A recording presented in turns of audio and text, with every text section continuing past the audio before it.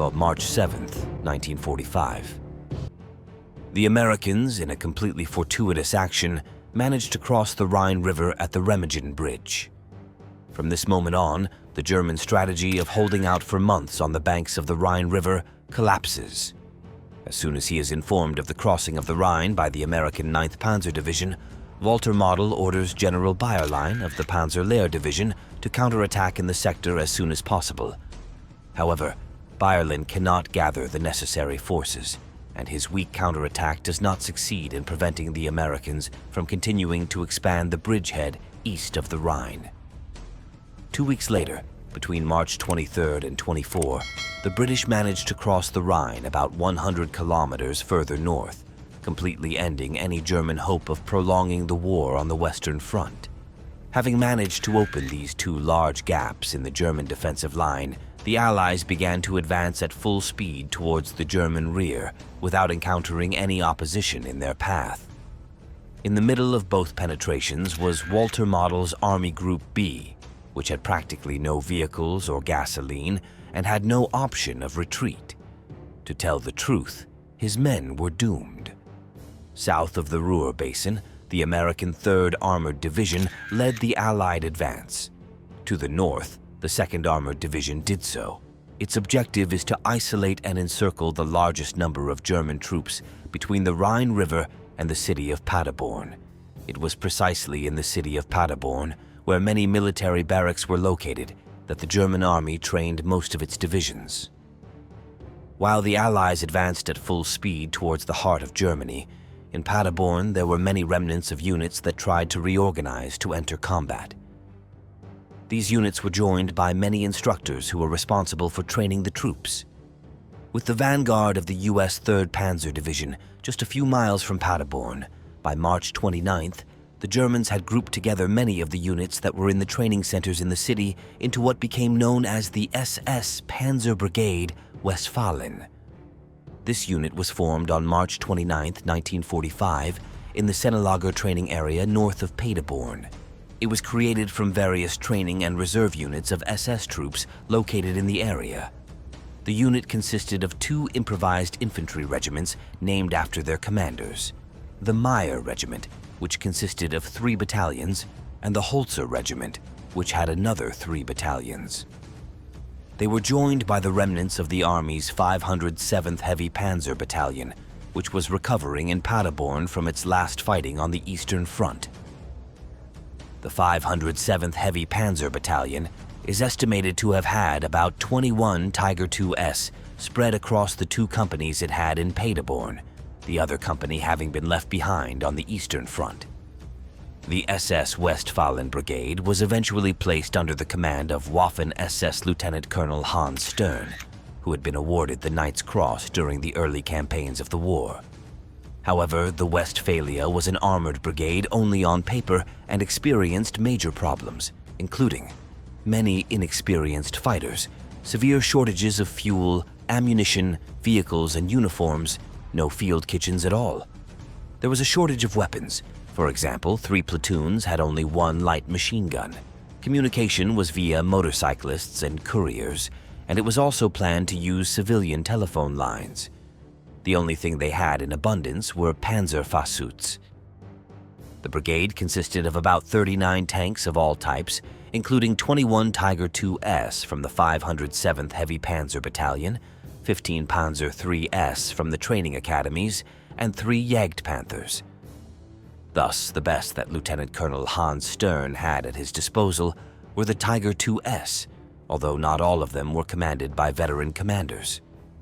On that same day, March 29th, due to the proximity of the American 3rd Panzer Division, the SS Meyer Regiment took up defensive positions on a line west of the Nordborchen-Kirchborchen Road, east of Lichtenau. To its left in Lichtenau and Scherfede was the SS Holzer Regiment, and to its right, the 507th Heavy Panzer Battalion.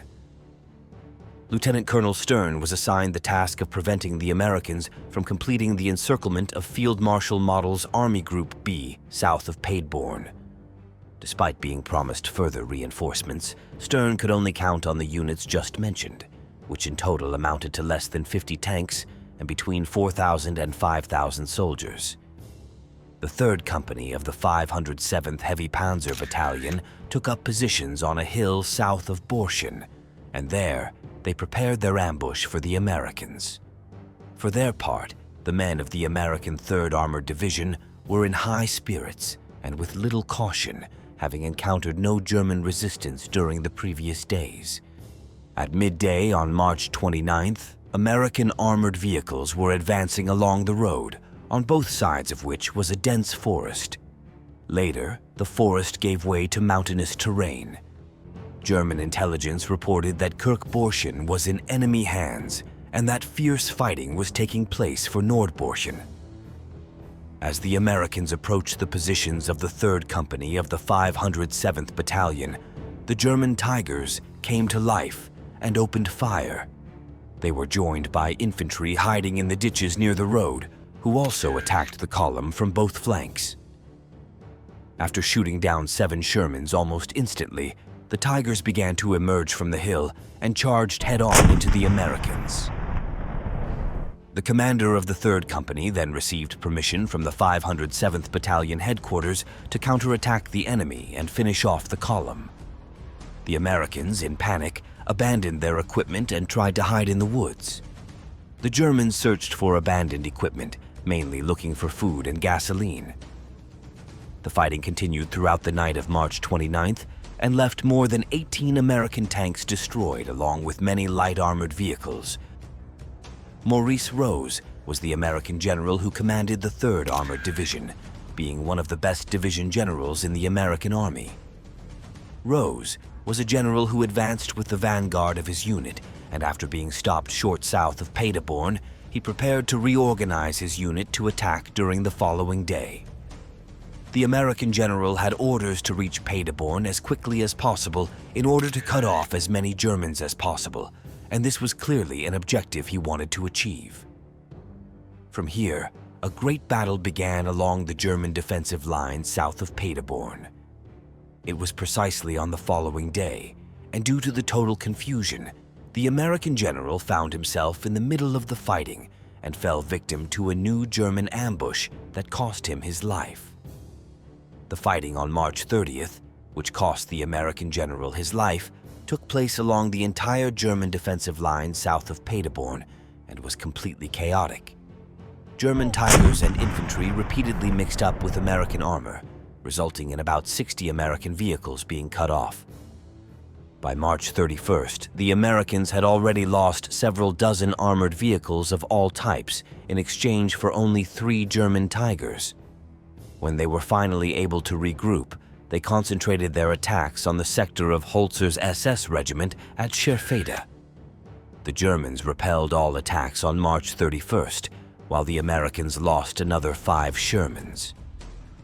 From the evening of March 31st and the morning of April 1st, the Americans were able to clear the approaches to Paderborn and began preparing a coordinated attack on the town. On the same day, Field Marshal Walter Model ordered the German lieutenant colonel in charge of the SS Brigade Westfalen to recapture Massberg and re-establish contact with Lieutenant General Fritz Bayerlein's 53rd Army Corps, which had been cut off in the Ruhr area. However, Hans Stern was unable to carry out this order due to the attrition his units had suffered in the previous fighting and the American superiority. It should be noted that the Americans and the British were also advancing north of Paderborn. The SS Brigade Westphalia was thus unable to hold Paderborn for much longer, and on April 1st it was forced to abandon the town and retreat eastwards. The next day, part of the SS Regiment Meyer, supported by 9 Tiger IIs, attempted to recapture Wielbedessen, but the Americans offered stubborn resistance and called in several artillery battalions. Both sides lost 5 tanks, and the Germans were again forced to retreat. During this action, some 200 German soldiers belonging to the Waffen-SS who had been cut off during the attack were captured.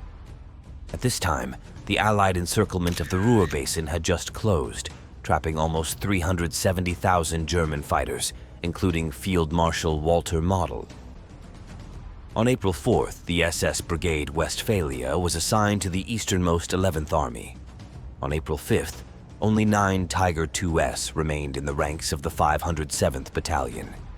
Nevertheless, the heavy armored vehicles successfully covered the retreat of the German units, attacking the American columns that tried to advance towards the Elbe.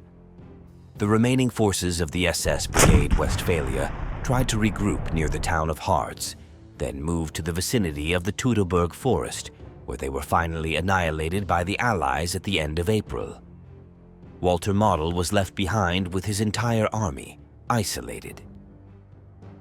On April 16th, Model began to visit all the positions he could within his small pocket, giving his soldiers permission to abandon the fight and either surrender or return home. The German resistance within the isolated Ruhr Basin did not last much longer, and the last German defenders surrendered on April 21st. That day was also the day Model chose to commit suicide. So, what do you think about the last combat of the Tiger II on the Western Front?